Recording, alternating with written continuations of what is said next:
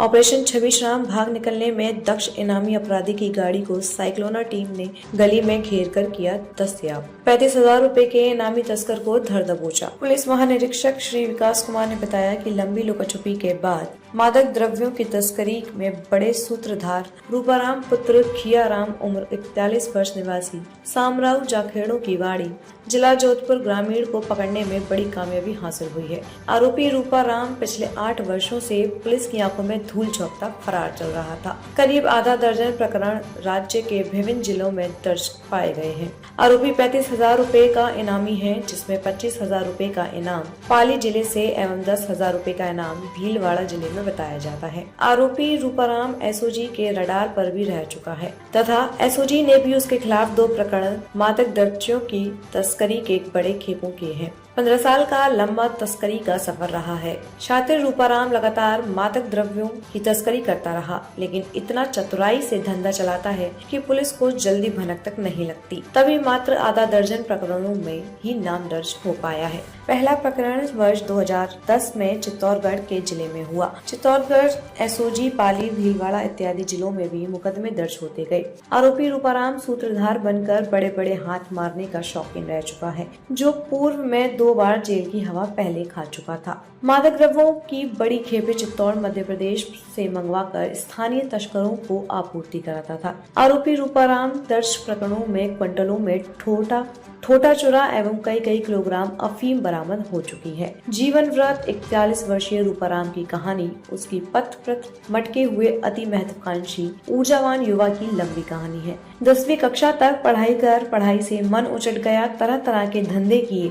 कभी पिता के पास रहकर खेती की, कभी ठेकेदार बनकर भवन निर्माण किया, कभी बीकानेर, कभी सोलर प्लांट में महाराष्ट्र में नौकरी की। पर मेहनत से कमाए चंद रुपयों के पेट की मुख तो शांत होती रही, पर मन की महत्वाकांक्षाएं हिलोरे भरती रही और दिमाग बुलबुलाता रहा। जल्दी अमीर बनने तथा ढेर सारे पैसे कमाने की आकुलता में रूपाराम तत्कालीन बड़े तस्करों की निगाहों में आकर उसकी साजिश का शिकार हो गया। पहले तो कुशल ड्राइवरी के लिए इस्तेमाल हुआ, पर शीघ्र ही तेज दिमाग वाले रूपाराम ने अपना साम्राज्य स्थापित कर लिया।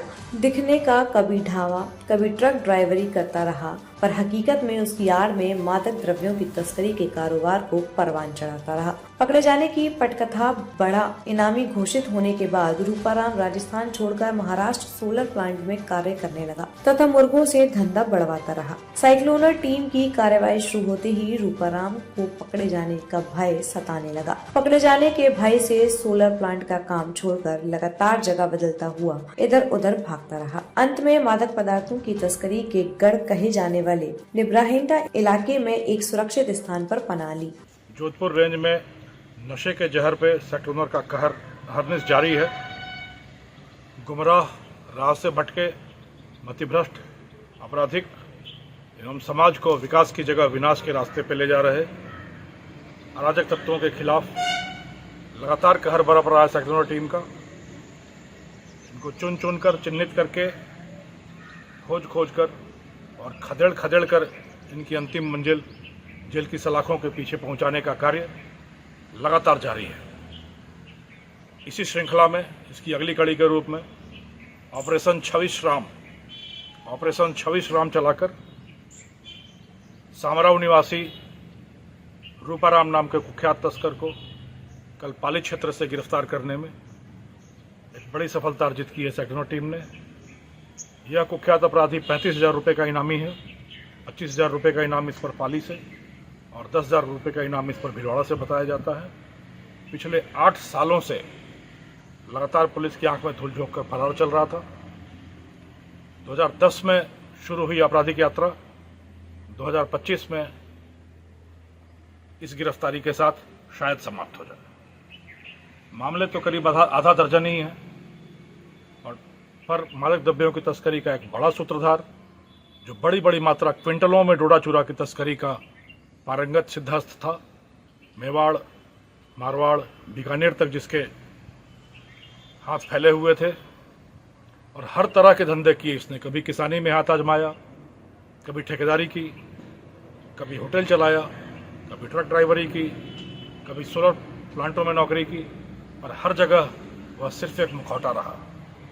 भीतर खाने हमेशा मादक द्रव्यों की तस्करी में लोगों को लिप्त करना, लोगों को मादक द्रव्यों की लत लगाना, यह धंधा पिछले 15 सालों से लगातार जारी रहा। पिछले 1 साल से सेक्लोनर टीम के डर से इसने अपने सारे मुखौटों को छोड़कर, सारी नौकरियां छोड़कर दर दर भागता रहा। भागते भागते निम्बाहेड़ा में जाकर इसने एक जगह सुरक्षित ठिकाना ढूंढा और वहां काफ़ी लंबे समय से फरारी काटता रहा। इसकी एक खास विशेषता यह थी कि ये सेक्लोनर टीम की प्रत्येक गतिविधि, प्रत्येक कार्रवाई का बड़ा सूक्ष्मता से निरीक्षण और विश्लेषण करता रहा। हाल ही में नर नारायण ऑपरेशन में जब बद्री पकड़ा गया तो बद्री ने क्या गलती की, टीम ने क्या विशेषताएं दिखाई, जिसके आधार पर वो पकड़ा गया और उसकी एनालिसिस करके, उसका आकलन करके इसने यह अंदाजा लगाया कि होली के अवसर पर पुलिस जरूर मेरी गिरफ्त के लिए, मेरी गिरफ्तारी के लिए मेरे गांव के आसपास जाल बुनेगी। तो यह होली में घर नहीं आया और जब इसे लगा कि होली के बाद थोड़ी सुस्ती होगी पुलिस में और इसको यह इच्छा जगी कि घर चला जाए, तो इसने अपने स्वस्थ चेलों को बुलाया गाड़ी के साथ और गाड़ी में बीमार का बहाना बनाकर गांव की तरफ आ रहा था। और कहते हैं घर का बेदी लंका ढाए। उसके उन स्वस्थ सूत्रों में से ही किसी ने इसका भेद खोला। सेक्लोनर टीम को गाड़ी की भी सूचना दी, मोबाइल का भी जिक्र किया और उसके आधार पर पाली के एक सुदूरवर्ती नाके पर जाल बुनकर आगे पीछे दोनों से घेरकर सेक्लोनर टीम ने इसको गिरफ्तार करने में सफलता पाई है।